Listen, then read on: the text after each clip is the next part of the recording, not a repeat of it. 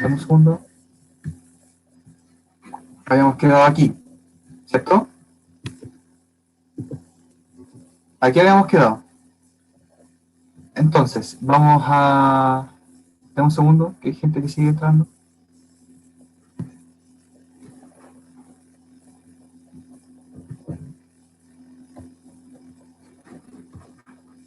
Ya.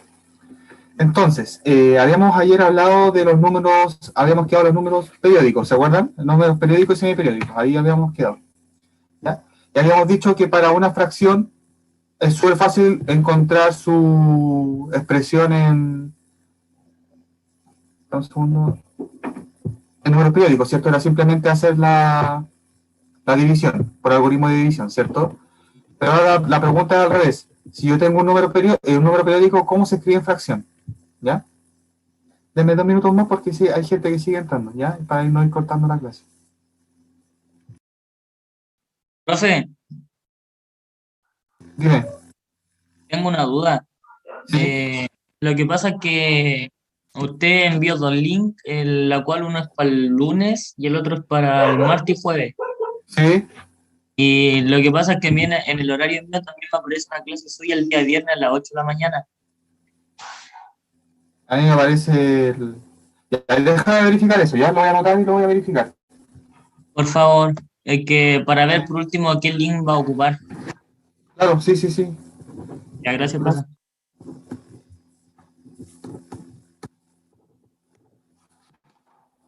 Ya, ahí. Ya, entonces, continuamos. Entonces, ayer habíamos quedado, repito, en que a partir de un número, de una fracción, podíamos obtener su número decimal, ¿cierto? Pero si yo tengo un número decimal, ¿cómo obtener la fracción? ¿Ya? ¿Cómo poder representarla? Y eso es lo que dice el teorema de aquí. Entonces vamos a ver, ¿sí? Es que yo voy recién entrando y yo, no sé, le mandé un correo porque recién ayer me inscribieron al ramo ¿Ya? ¿Sí? y quería saber de que si realmente estaba con usted porque estoy medio perdido. Después lo vemos, ¿ya? O sea, puedes empezar la clase y después lo vemos, ¿te parece? Sí, obvio, gracias. Vale. Ya vamos a grabar.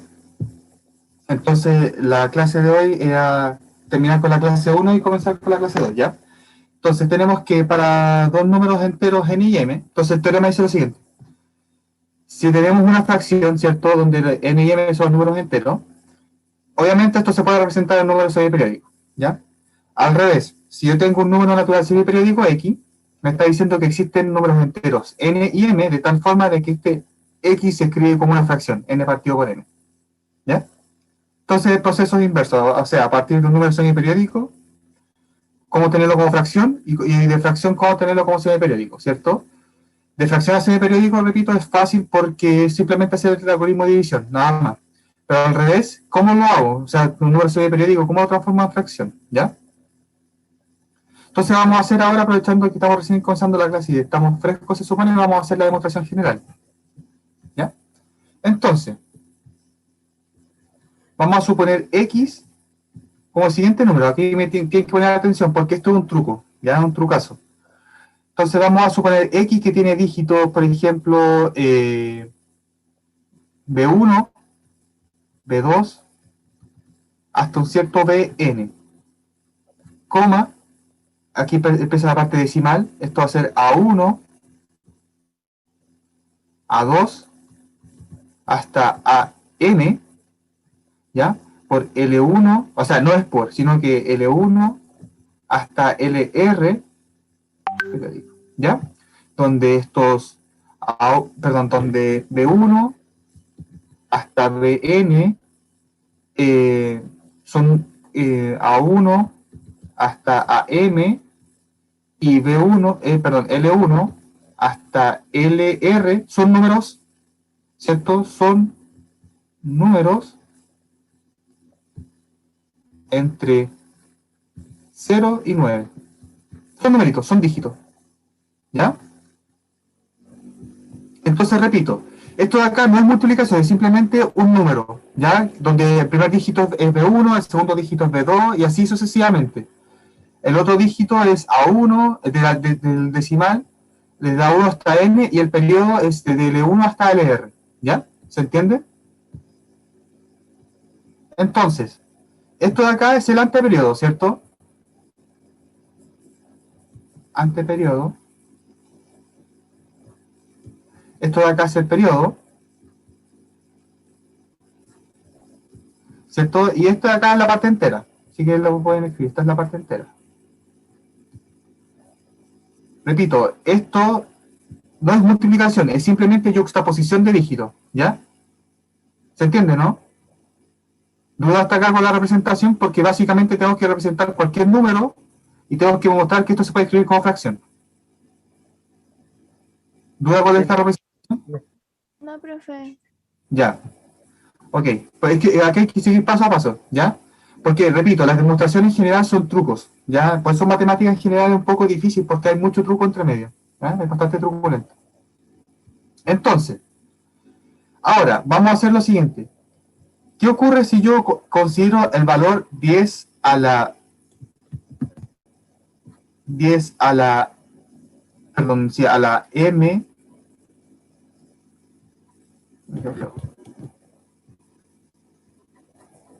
a la m más r por x? ¿Cuánto vale esto? ¿Qué es lo que hace un valor 10 a la m? O 10 a la número. ¿Qué es lo que hace con un decimal? ¿Qué es lo que hace con la comita? Por ejemplo, si yo tengo acá el valor 0,03, por ejemplo. 0,3, y yo multiplico por 10 elevado a, ¿qué es lo que hace este número aquí? Correr la coma. Corre la coma. Corre la coma, ¿cierto? Y esto, ¿cuántas corre? Dos posiciones. Una, dos, y me queda 3,1, ¿cierto? Sí. Perfecto, muy bien. Ahora, entonces 10 a la m más r, ¿qué es lo que está haciendo? Corriendo la coma, m más r posiciones, ¿cierto? Fíjense, aquí está la coma, la corre n posiciones y la corre r posiciones, porque tiene m más r, ¿cierto? La corre aquí y aquí. Entonces esto me va a quedar. Vamos a borrar esto por necesidad de espacio. Esto simplemente con aquí. Esto va a ser simplemente correr la coma aquí, ¿cierto? Entonces esto va a ser B1 hasta Bn, ¿cierto? A1 hasta An, L1 hasta LR, coma, y después recuerden que esto de acá se va repitiendo infinitas veces porque es un periódico, ¿cierto? Después aquí sigue L1 LR, después otro L1 LR, entonces va a quedar L1 hasta LR periódico, ¿cierto? Sí. Necesito saber si me va siguiendo. Yo Sí, profe. ya menos. Esta es la primera demostración del curso, así que me gustaría que por lo menos se entendiera bien, ¿ya? Repito, hacer este cálculo es, entre comillas, artificial, porque ¿de dónde? ¿Por qué lo hago? ¿Se entiende? Y uno lo hace porque funciona, ¿ya? Entonces, fíjense, ahora dejé el periodo después de la coma, ¿cierto? Aquí está la coma. Entonces, ahora, yo voy a calcular qué es lo que es 10 a la n por x. ¿Qué es lo que es? Entonces, lo que estoy haciendo es correr la coma n posiciones. Básicamente quedó aquí, ¿cierto? Aquí va a quedar la coma. Entonces, esto va a ser B1 hasta Bn, ¿cierto? A1 hasta AM, coma, ¿cierto? Aquí está L1 hasta LR periódico, ¿cierto? Sí. Ya. Y ahora vamos a hacer el siguiente cálculo. Vamos a hacer cuánto vale, lo vamos a escribir así, vamos a escribirlo acá. ¿Cuánto vale 10 a la M más R, perdón, más R por X menos 10 a la M X? Vamos a hacerlo por dos partes, ¿ya? ¿Cuánto vale? Por una parte, por álgebra, simplemente esto yo puedo factorizar por X, ¿cierto? Y me queda X, paréntesis, 10 a la M más R, ¿cierto? Menos 10 a la M. Uno podría factorizar por más, ¿cierto? Pero lo vamos a dejar así porque mi idea es despejar X, ¿cierto? Y por otro lado, y aquí está el truco. ¿Cuánto vale esto? Restar esto.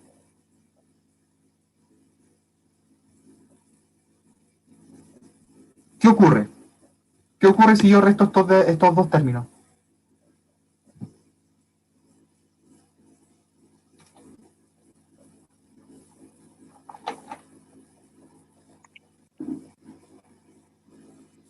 ¿Alguien? ¿Alguna idea? ¿Qué ocurre si yo resto estos dos términos?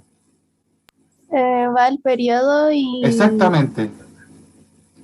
Anotamos, ¿cierto? Vamos a anotar lo que es, pero básicamente lo que está ocurriendo es que eliminamos el periodo, ¿cierto? Entonces esto va a quedar.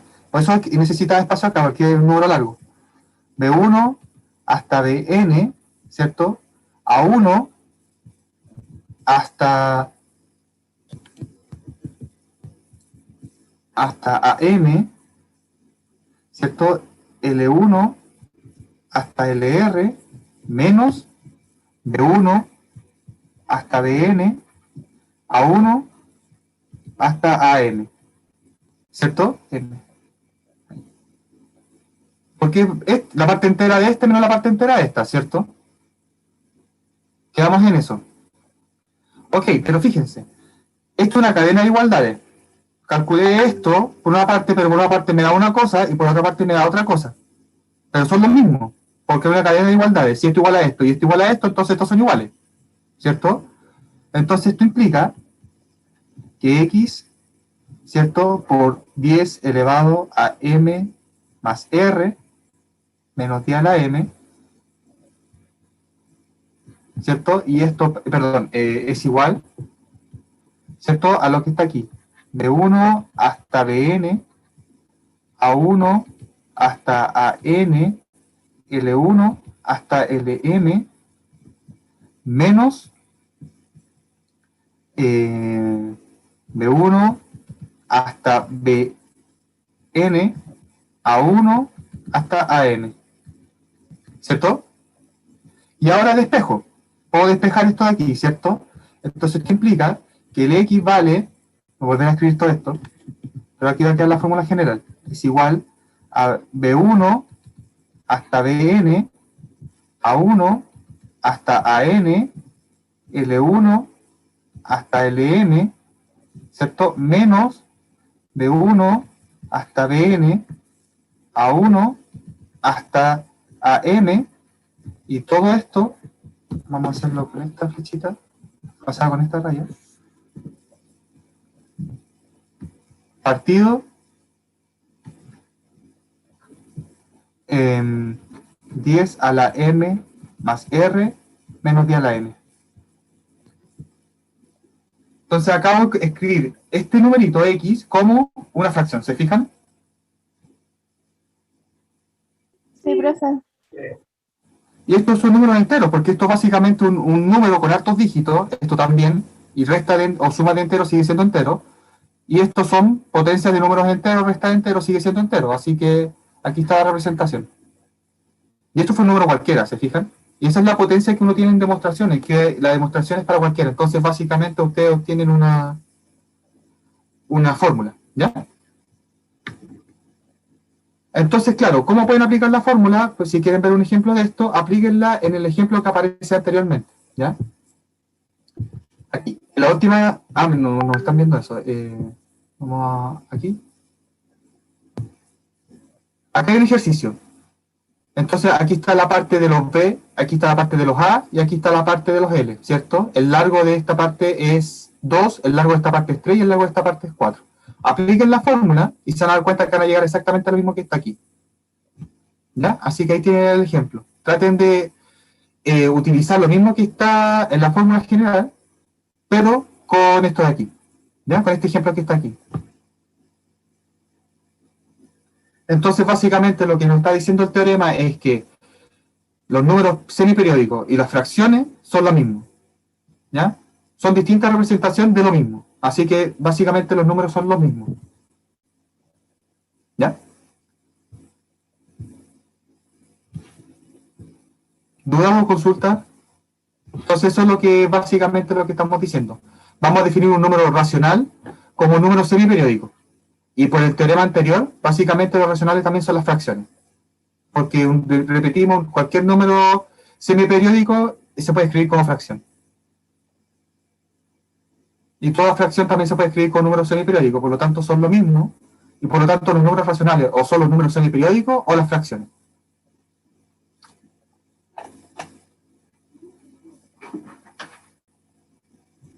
¿Duda o consultar hasta acá?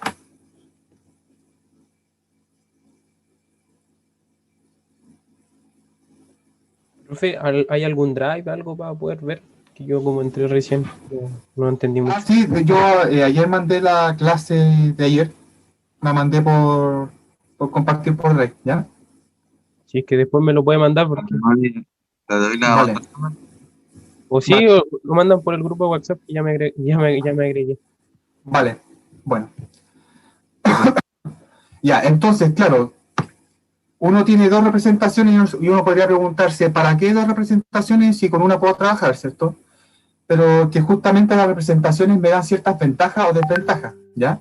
Por ejemplo, los números decimales, la ventaja que tienen es que la magnitud que representa es más fácil de ver al ojo. Por ejemplo, 3,5% o 22% no es lo mismo que ver una fracción tan grande que represente lo mismo, ¿cierto? Porque ahí hay que hacer un cálculo. En cambio, el número decimal me es más fácil verlo al ojo, ¿cierto? Más fácil ver el orden de magnitud que tiene. Pero la desventaja que tienen los números decimales es su operatoria, porque, por ejemplo, multiplicar números de semiperiódicos, por ejemplo, con 50 decimales, por otro de 60 decimales, calcular la mano es horroroso, ¿cierto? Es horroroso y se hace demasiado complejo y mucho cálculo por algo que no tiene tanto sentido. Entonces, ¿qué es lo que hace uno cuando uno tiene que hacer multiplicaciones de números decimales? Los transforma a fracciones, ¿cierto? Y al transformar las fracciones nosotros ya sabemos cómo operan, ¿cierto? Entonces ahora lo que vamos a hacer es presentar un resumen de cómo es la aritmética del número fraccionario, ¿ya? Sabemos que la fracción, la parte de arriba de una fracción se llama numerador y la de abajo se llama denominador, ¿cierto? Y tenemos que dos fracciones son iguales. Por ejemplo, n1 partido m1 es igual a n2 partido m2. Si solo si la multiplicación cruzada coincide, ¿cierto? También sabemos cómo sumar fracciones, ¿cierto? Para sumar fracciones tenemos que va a ser n1 partido m1 más n2 partido m2 va a ser la suma de las multiplicaciones cruzadas partido por la multiplicación de los denominadores, ¿cierto? Y también sabemos cómo multiplicar fracciones. ¿Y cómo se multiplican fracciones? Simplemente multiplicando los numeradores y los denominadores, ¿cierto? Y a partir de esto sabemos cómo hacer la operatoria para la resta, que simplemente cambia el signo acá, y la división de dos fracciones simplemente voltear el segundo, ¿cierto? En multiplicación. Así que en verdad la aritmética que ustedes ya también lo conocen del colegio es una aritmética que nos permite simplificar muchos cálculos para los números decimales, ¿cierto? ¿Duda o consulta hasta acá?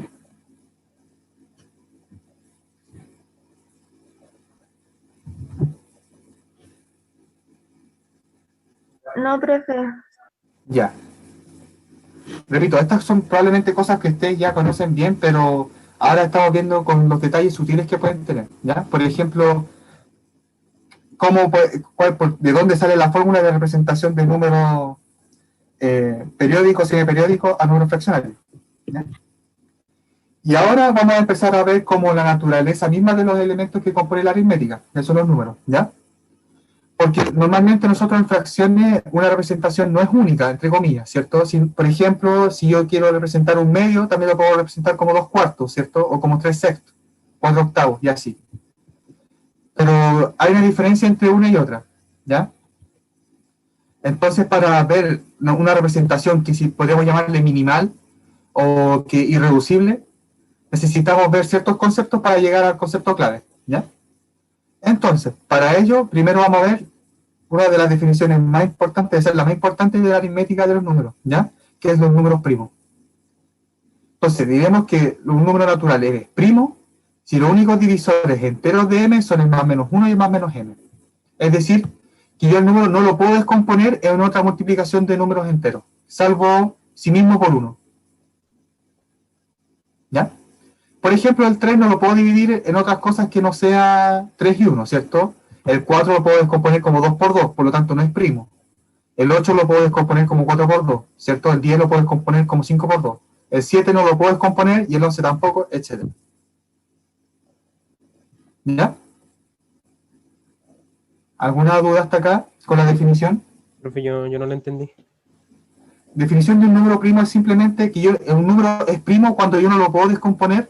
Ah, ya, sí, eso sí. Pero Ajá. es que Como que me enredé con la primera explicación que pasa ahora a la segunda clase, como que no lo entendí muy Lo que bien. pasa es que, mira, estamos en fraccionario, ¿cierto? Estamos en número fraccionario. ¿Sí? A mí me interesa, por ejemplo, yo sé que un medio es lo mismo, entre comillas, que un cuarto, perdón, que 2 cuartos o que 3 sextos, ¿cierto? ¿Sí? Ya. Pero en verdad, si tú lo ves al ojo, no son iguales, al ojo. ¿No? Equivalentemente son lo mismo, pero hay una diferencia numérica, ¿cierto? Entre los numeradores y denominadores. Pueden representar lo mismo, pero numéricamente son diferentes, ¿cierto? En cuanto a vista. Y eso es porque en verdad lo que hay por medio hay una simplificación, ¿cierto? Sí. Y ahí la simplificación viene a partir de la descomposición de los números primos. No lo que hace es tachar los factores comunes, ¿cierto? A lo que vamos a ir en esta clase, pero eso viene a partir de una descomposición de números primos. ¿Ya? Ah, ya, sí. Algo estoy Por ejemplo, si entendiendo. yo te digo 3 sextos se compone como 3 por 1 dividido 3 por 2 y simplifico los 3, ¿cierto? Ahí entonces hice la descomposición en números primos. ¿Ya?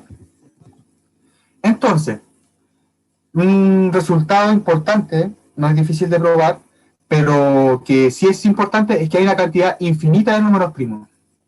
¿Ya? De hecho, por eso cada vez que se celebra mucho matemáticas, cuando se encuentra explícitamente un nuevo primo. De hecho, creo que el último primo se encontró hace como 2 años y tiene como 20 millones de dígitos, una cosa así. Es una tarea muy, muy difícil de probar, ¿ya? Es altamente compleja, pero... Y, y no sé si tiene tanto aporte encontrar un número primo en el sentido de que me vaya a aportar un resultado demasiado importante. Pero sí es relevante porque entre más números hay, entre comillas, uno quizás pueda encontrar un patrón o algo, porque no existe ningún patrón que me dé los números primos. ¿Ya? Entonces, vamos a ver una demostración de esto, de este resultado. ¿Y qué es lo que vamos a hacer? Demostración por contradicción. ¿Ya? Vamos a suponer lo contrario a lo que estamos afirmando y vamos a ver que si suponemos lo contrario, entonces llegamos a una contradicción. Una contradicción muy clara. Entonces, al llegar a la contradicción significa que lo que yo supuse inicialmente no lo puedo suponer, no puede ser cierto. Por lo tanto, es cierto lo que está. Entonces, si yo quiero probar que hay una cantidad infinita, voy a suponer que hay una cantidad finita, ¿cierto? Y voy a llegar a una contradicción. Y como llego a una contradicción, en matemáticas yo no puedo llegar de algo, entre comillas, que fuera cierto a una contradicción, ¿ya? Eso lo vamos a ver en lógica, pero en sentido de demostración yo no puedo llegar con pasos correctos a partir de algo correcto a algo equivocado. Y si llego a una contradicción, significa que lo que yo supuse inicialmente está mal, ¿ya? Entonces repito, hay que probar que hay una cantidad infinita, por lo tanto vamos a suponer que hay una cantidad finita, ¿ya? Entonces vamos a suponer que hay una cantidad finita y la vamos a enumerar. P1 vale 2, P2 vale 3, P sub n va a valer un cierto número primo, cualquiera, pero estamos diciendo que este es el último, el P sub n es el último número primo que hay, porque estamos suponiendo una cantidad finita. De ahí para adelante son todos números compuestos, ¿ya? Entonces vamos a construir el siguiente número. 1 más P sub 1, P sub 2, en multiplicación. Ahora estamos multiplicando. P sub 1 por P sub 2 por P sub 3 hasta P sub n. ¿Ya? Vamos a construir este siguiente número. Este número de aquí tiene la gracia de primero que es más grande que este. ¿Cierto? Es más grande que P sub n porque aquí ya está. Y lo estoy multiplicando por números más grandes que 1 y aparte le estoy sumando 1. Así que este número es más grande que este. Está más adelante. ¿Cierto? Pero podemos ver que estos son los únicos números primos, ¿cierto? Y yo no lo puedo dividir. ¿Por qué?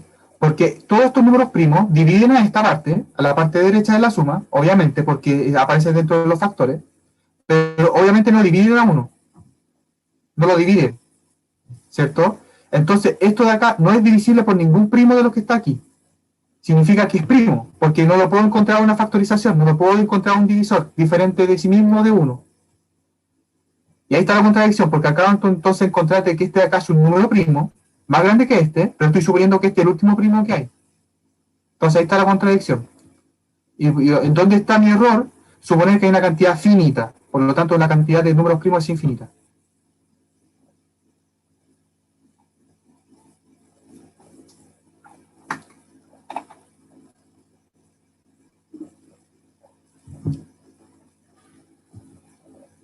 ¿Se entendió?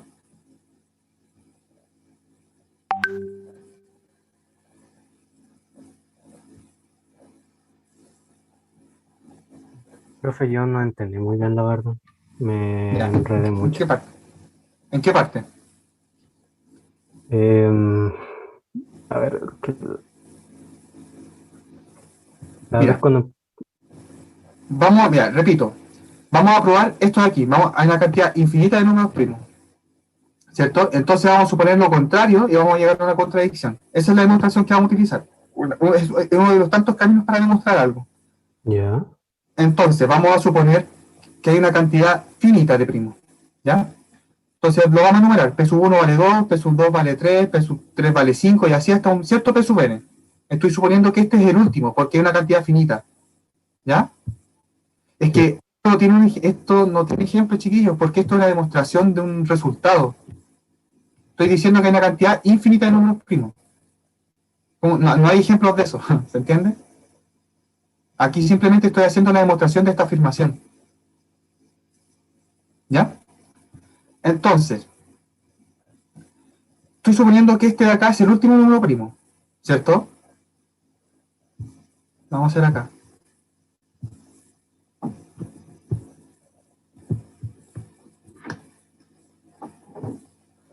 Entonces, estamos suponiendo que hay una cantidad finita. Entonces, el P sub 1 es 2, ¿cierto? El P sub 2 vale 3, el P sub 3, perdón, el P sub 3 vale 5 y así. Hasta el último elemento, porque una cantidad finita, ¿cierto? De elementos P sub n va a valer un cierto número primo. No sé cuál es, no me interesa. Pero yo sé que este de acá es el último primo. Porque eso es lo que estoy suponiendo. Último primo. ¿Cierto? Ahora voy a construir el siguiente número. 1 más P1 por P2 por... Y así sucesivamente, multiplicando todo hasta P sub n. ¿Cierto? Todos estos son primos. ¿Ya? Profe, pero el uno, ¿por qué lo está sumando? Porque estoy construyendo un número. ¿Pero ese uno es para que deje de ser primo o no? No, estoy construyendo este número y voy a probar que este número es más grande que este y que también es primo. Ah, ya, pues. Es que estoy buscando algo que haga fallar esto, esta suposición. Y este es el número que me hace fallar. Porque yo construyo este número, ¿cierto? P sub 1, 1 más P sub 1 hasta P sub n. Lo estoy construyendo. Repito, las demostraciones tienen mucho truco. No salen a partir de ir para adelante nomás, porque eso no, en general no funciona en matemáticas, para demostraciones. Y por eso se hace tan complicado este tipo de ramos, ¿ya? Porque tiene que haber mucha inventiva. Entonces, tenemos esta demostración, tenemos este numerito de acá. Claramente, X es más grande que P sub n, ¿cierto? Porque acá está P sub n y está siendo multiplicado por 2, por 3, por 5, por puros números que son enteros, positivos, ¿cierto? Y aparte le estoy sumando 1. Entonces, claramente, X es más grande que este de aquí, ¿cierto? Y aparte, X es primo. ¿Por qué es primo? Porque tendría que ver los primos, a ver si algún primo de estos los divide. Porque estos son todos los primos, ¿cierto? Yo quiero encontrar su factorización en números primos, ¿ya? Y quiero ver si alguno de estos lo divide, pero me doy cuenta de que ninguno lo divide. Porque si bien, por ejemplo, cualquier P que está aquí divide esta parte de la derecha, ¿cierto? Porque es parte de los factores de la multiplicación, no divide a uno, no lo divide, ¿cierto? Está dividiendo esta parte, pero no esta parte. Por lo tanto, cualquiera de estos P no divide a ninguno de estos, no, a nada. Por lo tanto, esto de acá no tiene descomposición en números primos, por lo tanto, es primo. No encuentro ningún factor para poder descomponerlo, porque ninguno me sirve, porque el 1 no es divisible. ¿Ya? Entonces, ¿qué ocurre? Encuentro un número primo que es más grande que el P sub n, pero yo estoy suponiendo que este es el último. No pueden haber más, porque de aquí para adelante son todos compuestos. Entonces acabo de encontrar un número que es primo, que es más grande que el último. No, eso no puede ser, pues ahí está la contradicción. ¿Y cuál fue mi contradicción? Suponer que había una cantidad finita de elementos de primos, por lo tanto hay una cantidad infinita.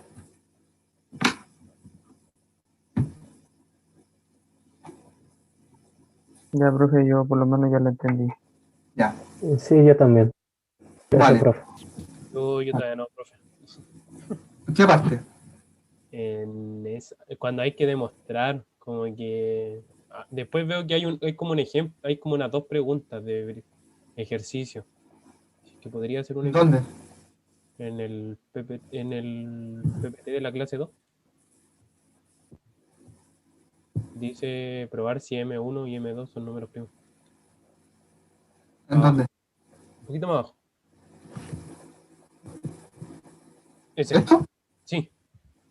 No, no te adelantes al contenido, vamos a ir de a poco. Ahí, aquí. A mí me interesa que vayamos por pasos, ¿ya? Así que acá es la demostración. ¿Están viendo lo mismo que yo, no? No. Sí. Sí, profe. Ahí sale el teorema de Euclides y teorema fundamental. Ya, de vale. Ya, entonces, hay una cantidad infinita de números primos. Y ahora viene el teorema fundamental de la aritmética, ¿ya? Aquí en matemáticas en general se conocen 3 teoremas fundamentales, que son el teorema fundamental de la aritmética, el del cálculo y el del álgebra, ¿ya? Y los 3 probablemente lo vean este semestre. Entonces el teorema fundamental de la aritmética me dice lo siguiente. Tengo un m, un número entero. Entonces existen únicos números primos, salvo factores más o menos 1, es decir, salvo signos y reordenamiento, existen números primos P1 hasta P sub k y números naturales L1 hasta LK, tales que M se compone como el siguiente número que está aquí. P1 a la L1 por P2 a la L2 por P sub k a la L sub k. ¿Ya? ¿Y qué me está diciendo básicamente este teorema? Me está diciendo que todo entero se descompone en multiplicación de primos y potencia de primos. Entonces básicamente me está diciendo de que los primos son los átomos de los números. Son los indivisibles, ¿cierto? Átomo significa que es indivisible. Entonces, básicamente, toda información que me dé un número, me lo da sus números primos. ¿Ya? Por ejemplo, acá tenemos 72, yo puedo escribir como 3 a la 2 por 2 a la 3. ¿Cierto? El 2 y el 3 son números primos y están en sus potencias. ¿Ya? Entonces, todo primo admite ese tipo de descomposición. ¿Ya? Vamos a ver más ejemplos. Dame un segundo.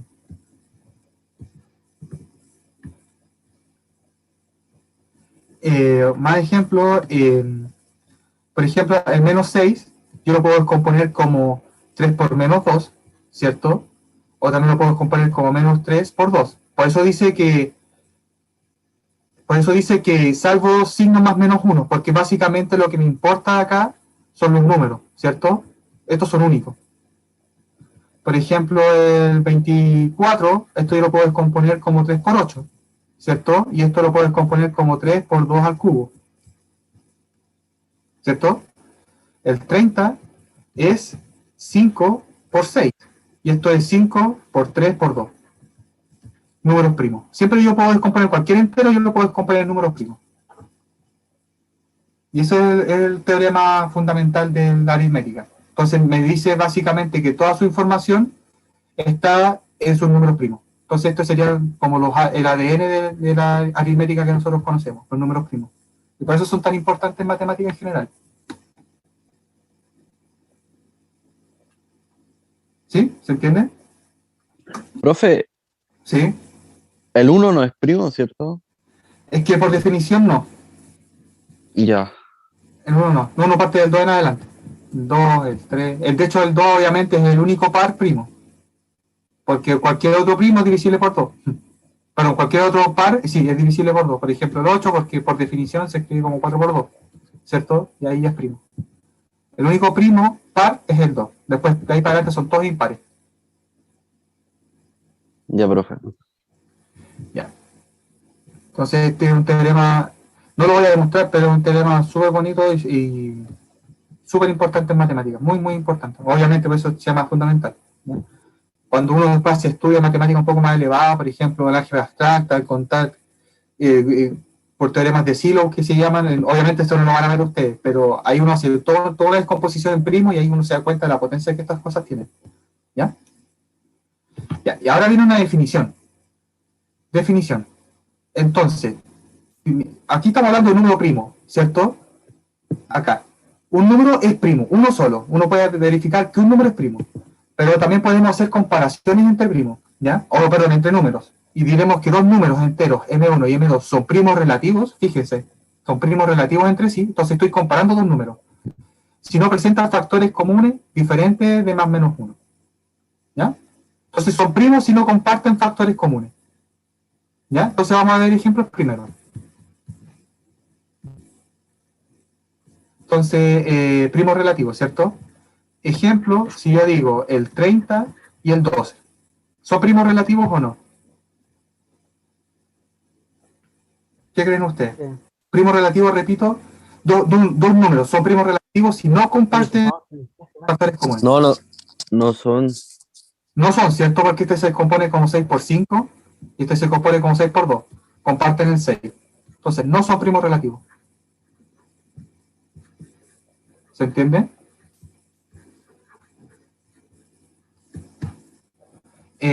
Por ejemplo, el 18 y el 72. ¿Son primos relativos o no? Tampoco. Tampoco, ¿cierto? ¿Por qué? Porque esto se Comparten el 9. claro, por 9 por 2 y esto se compone como 9 por 8, ¿cierto?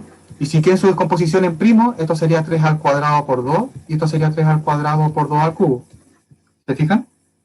Y aquí ya comparten un número. ¿Cierto? El 3. Y el 2 también. ¿Ya? Claro, son pares, entonces obviamente no son primos relativos. ¿Ya? Entonces tampoco no son. Otro ejemplo podríamos hacer acá el 14 y el 15. ¿Son primos relativos o no?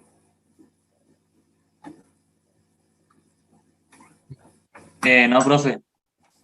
¿No? No, porque comparten el 3. Ah, no, miento. Pensé que eran 12. Por eso aquí, primero uno lo que hace es descomponer en sus factores. 7 por 2 y esto descompone en 5 por 3. ¿Comparte factores? No, No. profe. No, pero aquí están sus composiciones en números primos, fíjense. Porque las composiciones tienen que ser números primos, ¿ya? Entonces, como no tienen factores comunes, estos sí son primos relativos. Sí son. ¿Se entiende la idea, no? Esto ustedes lo han utilizado antes, muchas veces. Por ejemplo, cuando ustedes dicen 12 partido por 30, y esto es lo que vamos, ¿ya? 12 partido por 30. ¿Qué es lo que hace usted? Dicen, ok, esto es 6 por 2, partido 6 por 5, simplifico los 6 y me queda 2 quintos. ¿Cierto? Entonces lo que está haciendo básicamente es que una fracción se puede ir reduciendo si no son primos relativos. ¿Ya? ¿Consulta hasta acá? Ya, me gustaría, antes de seguir con el contenido, dar unos hints. ¿Ya? Hint es como sugerencia o en general. Hay reglas de divisibilidad que no todo el mundo maneja y son súper importantes. Por ejemplo, un número X es divisible por 3. ¿Alguien se lo sabe? Cuando fácilmente uno puede verificar si un número es divisible por 3. ¿Qué pasa? ¿Un número es divisible por 3? Sí. ¿Alguien sabe? No, profe, que no. ¿Es múltiplo Ya, de 3? Yo creo y sus que dígitos, claro, si la suma de sus dígitos, si la suma de los dígitos, de sus dígitos, es múltiplo de 3. Es súper fácil aprendérselo, ¿cierto? Es múltiplo, pero no todo el mundo lo sabe, pero es súper útil, es múltiplo de 3. ¿Ya? Entonces, X divisible por 3, si la suma de sus dígitos es múltiplo de 3. Entonces uno puede verificar, por ejemplo, 137, no, 137, ¿qué número? 135. Uno puede verificar si es múltiplo de 3 y dice, ok, 1 más 3 me da 4, más 5 me da 9. Esto es múltiplo de 3, por lo tanto es divisible por 3. Inmediatamente. ¿Cierto? La suma de sus dígitos, ojo, esa es la suma de los dígitos. Suma dígitos. ¿Se entiende? Entonces, por ejemplo, bueno, esto en verdad es un sí, solo sí. Sí, solo sí. Por ejemplo, si yo tengo el 112, ¿esta acá es divisible por 3? No. No, porque sus dígitos no suman múltiplo de 3, ¿cierto? Porque la suma de dígitos es 4, que no es múltiplo de 3, entonces no es divisible. Profe, ¿y eso funciona solamente para el número 3 o también funciona para los Para otros? cualquiera. No, para el número 3, este de aquí es divisible por 3 para este. no es divisible. Pero, por ejemplo, si en un 2 igual, o por ejemplo en un 5 la suma tiene que ser divisible de 5 igual, ¿cierto? Claro, uno dice, ahí estás diciendo no. No, divisible porque por ejemplo yo te podría decir 23. La suma de sus dígitos es 5, múltiplo de 5, pero no es divisible por 5. Ah, ya, Esto profe, gracias. solamente sirve para el 3, ¿ya? Profe, Ajá. el del 5 era cuando el Sí, último dígito es 5, creo que es divisible 5, por... 0, claro. Entonces divisible por 5. Esto es como un hint, ¿ya? Para que lo tengan y lo manejen siempre. Es divisible por 5. Si, último, esto lo pueden comentar en un carrete o lo que sea, así como de Dato Freak. Si el último dígito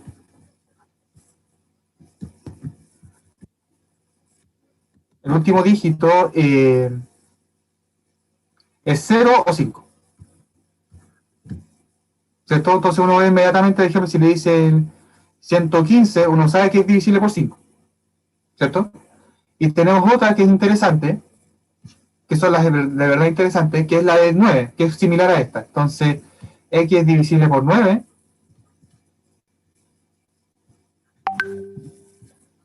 Es divisible por 9 si la suma de dígitos es múltiplo de 9.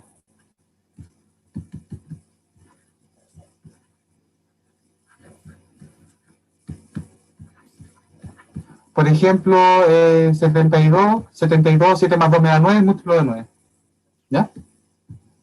No, las otras son más complicadas, ¿ya? La de 7 es bien artificiosa. Me acuerdo que una vez la vi, pero de verdad es más fácil dividirlo por 7 así a pulso que verificar su condición.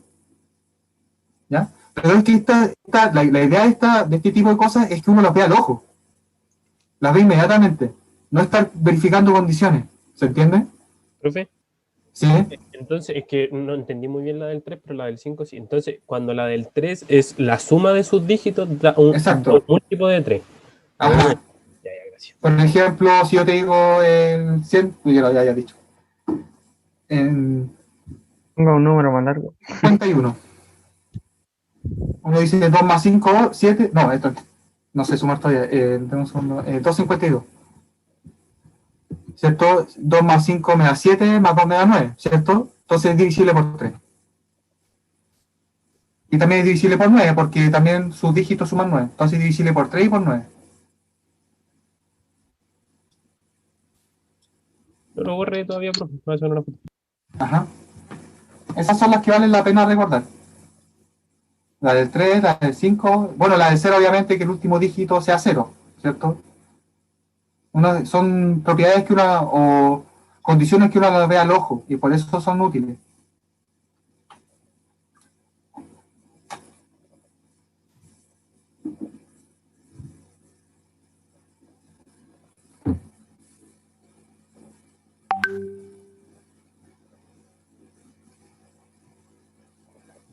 Profe, no hay más.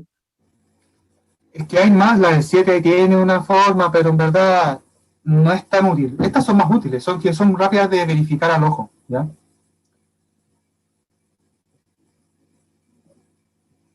Entonces, por ejemplo, ahí uno podría inventar, por ejemplo, la del 6. ¿Cómo usted inventaría la del 6?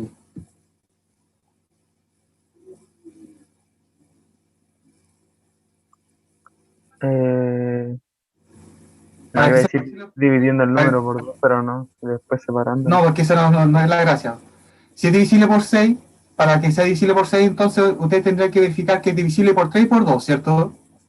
Porque 2 por 3 me da 6, ¿cierto? Entonces verifico primero que sea un par, para que sea divisible por 2, y segundo, veo que sus dígitos sumen 3. Por ejemplo, este de acá es divisible por 2, es par, y también es divisible por 3, por lo tanto es divisible por 6. ¿Se fijan? Ya, se entiende.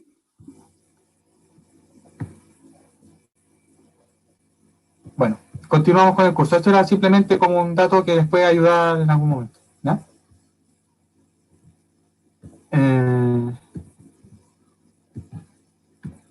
Entonces, por ejemplo, ahora, Ejercicio 1, probar que si M1 y M2 son números primos, entonces son primos relativos.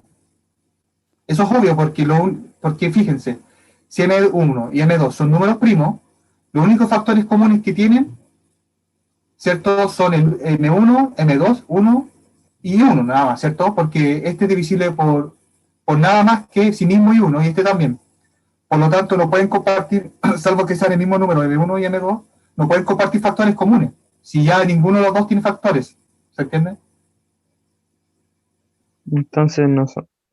Y segundo, verificar, este es como ejercicio, ¿ya? Verificar al ojo, esto se puede verificar muy rápidamente, que 434 y 27 son números primos relativos.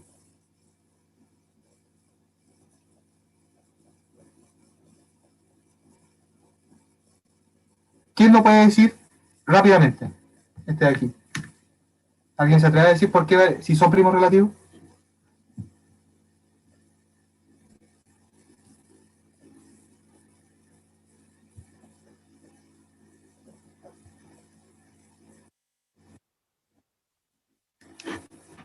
¿Por qué ambos son divisibles por 3?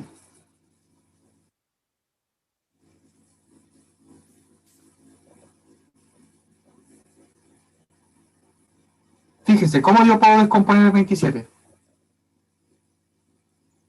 Profe, No, ¿será Son que relativos. No, ¿son o no son? no son? no son. ¿Por qué no? ¿O sí son?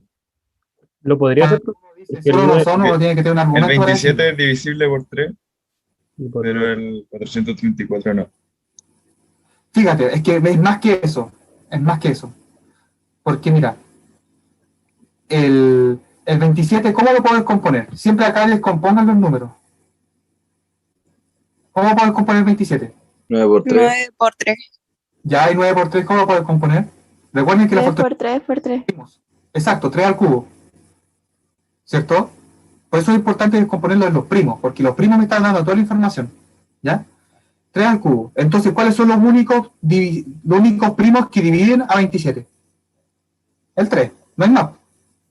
¿Cierto? Me está diciendo que se escribe solamente multiplicaciones de 3, por lo tanto no puede un número primo dividirlo. ¿Se entiende?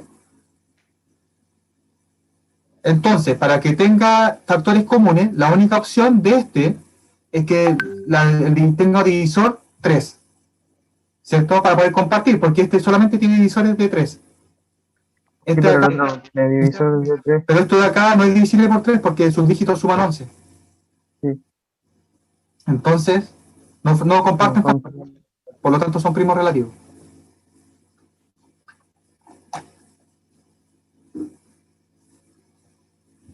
¿Sí? Sí, profe. Ya, vale. Entonces, como comentario, en general es difícil encontrar factorizaciones de números en general, ¿ya? Obviamente para números pequeños uno lo puede hacer, pero para números grandes es complicado, ¿ya? De hecho, hay tareas, computadores y proyectos enteros para encontrar este tipo de cosas, ¿ya? Y aquí hay un algoritmo, vamos a pinchar acá, que es muy viejo, pero es para encontrar los números primos pequeños, ¿ya? Lo voy a compartir pantalla para que vean cómo funciona. Están viendo lo mismo que yo, ¿no? Que es Wikipedia, básicamente. Sí. ¿Sí? Ya. Entonces, ¿cómo funciona este algoritmo? Primero toma un numerito y elimina todos sus múltiplos. Aquí está eliminando, por ejemplo, el 2 y todos los pares. El 2 es primo. ¿Ya? El 3 elimina todos sus múltiplos. ¿Ya? Y va anotando. El 4 ya no puede estar porque fue eliminado. Parte con el 5 es primo. Y elimina todos sus múltiplos. Después el 6 y así. ¿Se fijan? Entonces busca los números primos de manera muy rápida. Para números pequeños. Entonces vamos a ver el proceso de nuevo, miren. Entonces tacho el 2 es primo y elimino todos sus múltiplos, es decir, todos los pares. No pueden serlo, obviamente, porque son múltiplos de 2. Ahora el 3. Anoto el 3 y elimino todos sus múltiplos. ¿Se fijan? Están los colores verdes. Después viene el 4, lo puedo usar, parto del 5, elimino todos los múltiplos de 5. ¿Cierto? Del 7 y así. Y elimino todos los múltiplos de 7 y así con todos los números hasta completar toda la grilla. Entonces, este es un algoritmo que es muy viejo, pero y que obviamente no es tan eficiente, pero para números pequeños se ve por lo menos bonito al ojo para ver cómo se pueden encontrar. Y volviendo a la clase, denme un segundo. Aquí está. Ya. Y ahora es algo que ustedes se han utilizado durante mucho tiempo, que es el máximo común divisor. Entonces vamos a tener dos números, M1 y M2. Vamos a definir el máximo común divisor de dos números, que se denota como MCD de M1 y M2, ¿cierto? Con el mayor divisor en simultáneo de M1 y M2, salvo signos. ¿Ya? Por ejemplo, si yo les digo el máximo común divisor entre el 12 y el 8, ¿cuál sería?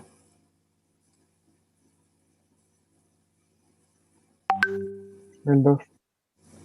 4. El 4. Es el número más grande que divide ambos al mismo tiempo. Por eso, máximo común divisor. El nombre lo dice. Es el número más grande que divide a ambos al mismo tiempo. ¿Ya? El 2 divide a ambos al mismo tiempo, perfecto, pero no es el más grande. Aquí hay que ser el más grande. ¿Ya?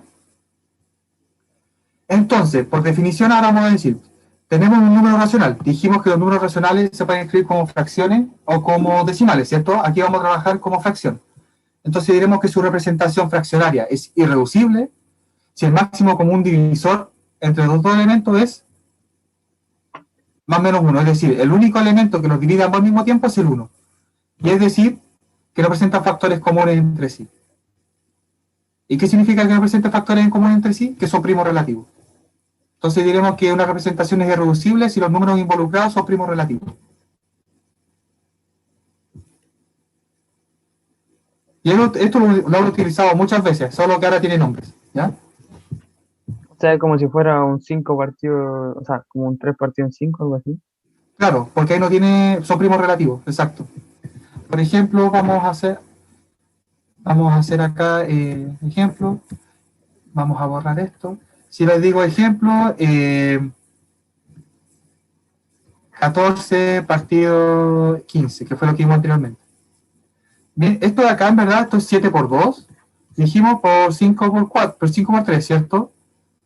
Entonces, y no puedo hacer nada más, pues entonces significa que estos son primos relativos. Por lo tanto es irreducible, se queda ahí nomás. 14 partido por 15, ¿se fijan? Pero por ejemplo, si yo dijera el 8 partido por 12, que fue el ejercicio que dijimos recién, esto es 2 por 4 partido 3 por 4. Se simplifican los 4 y me queda 2 tercios. ¿Cierto? ¿Y qué es lo que dice acá? Fue simplificar el máximo común divisor.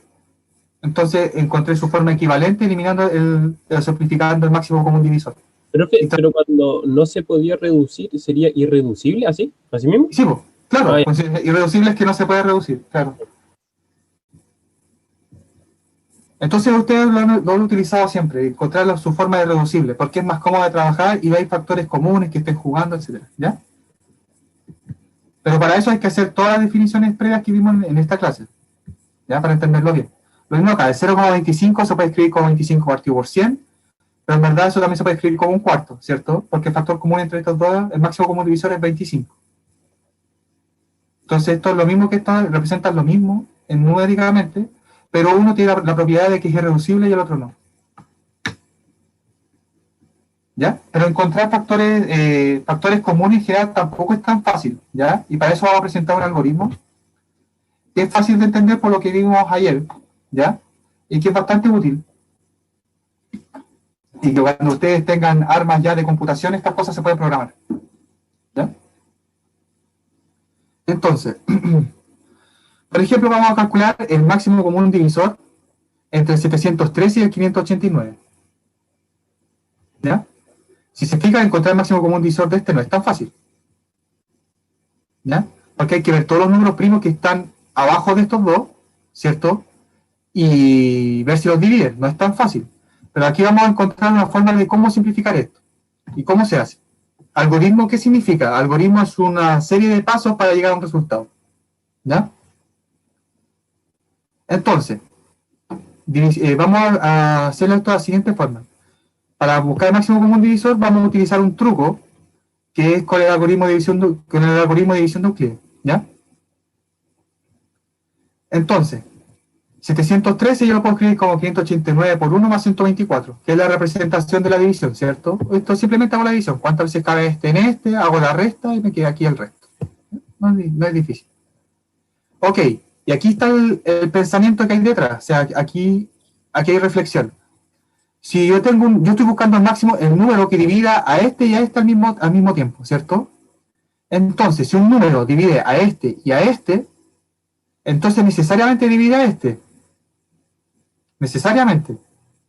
Porque si esto es un número que divide a este y a este, yo puedo pasar restando y puedo sacar factor común. Ese número significa que ese número divide a este. Por lo tanto, encontrar el máximo común divisor entre este y este es lo mismo que encontrar el máximo común divisor entre este y este, porque los divisores son los mismos. Entonces paso de un problema que era números más grandes a números más pequeños. Y cuando los números siguen siendo molestos o grandes, vuelvo a aplicar el proceso.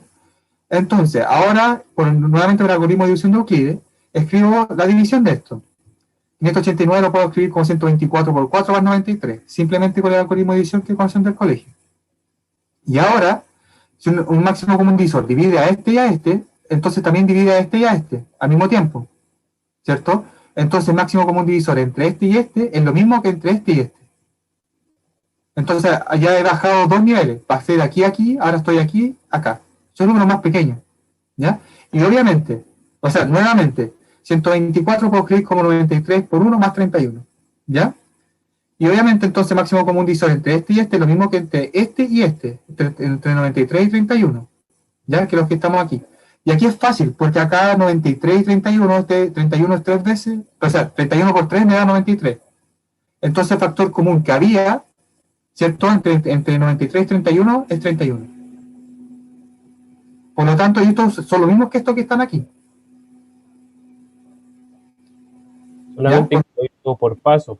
Empezó a es por etapas, para ir achicando, claro.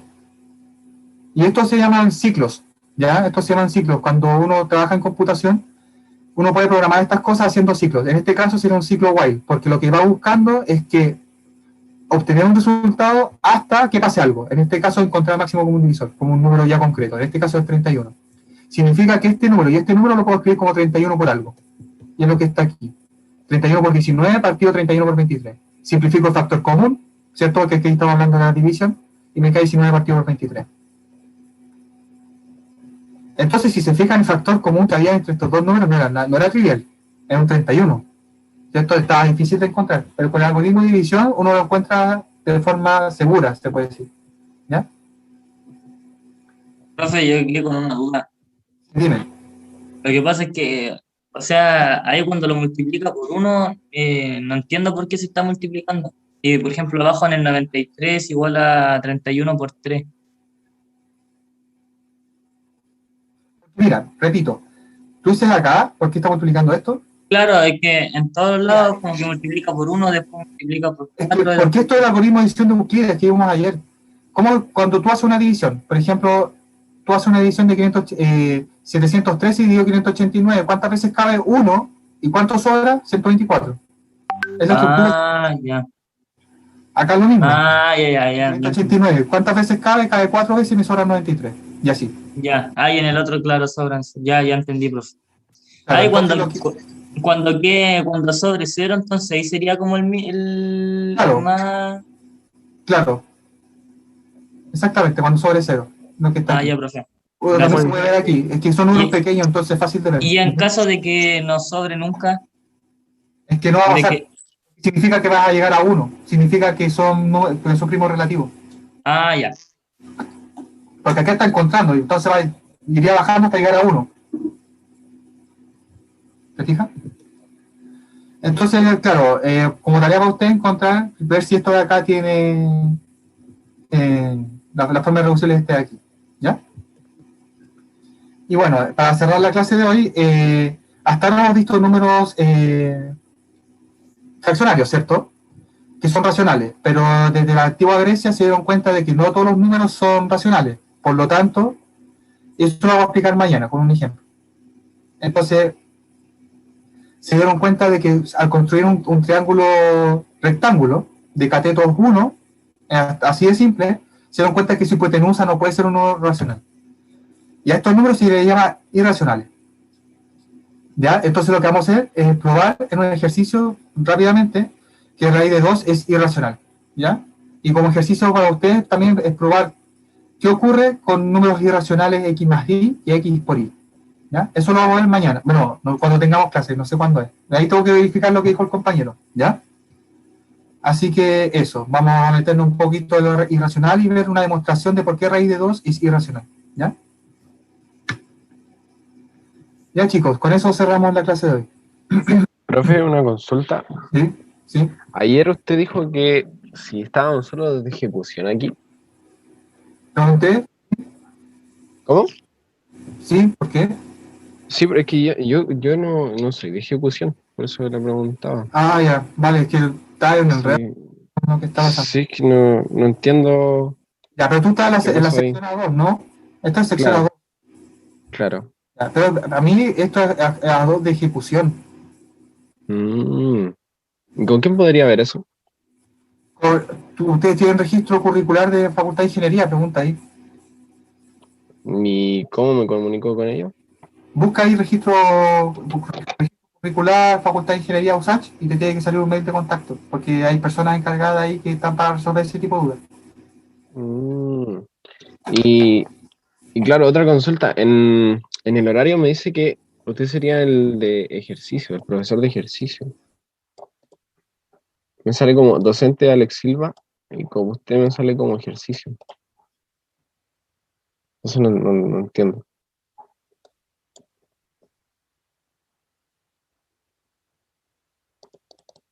Mm.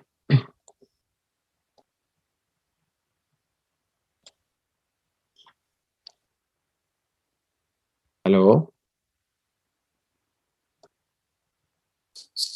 Profe, a mí igual me sale así.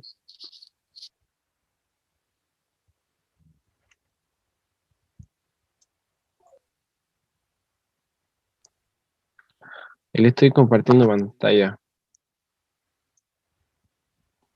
Me sale como docente Alex Silva y Jorge. Usted me sale como ejercicio. Había caído, parece que el profe. Ahí Ahí Sí. justo se me cayó el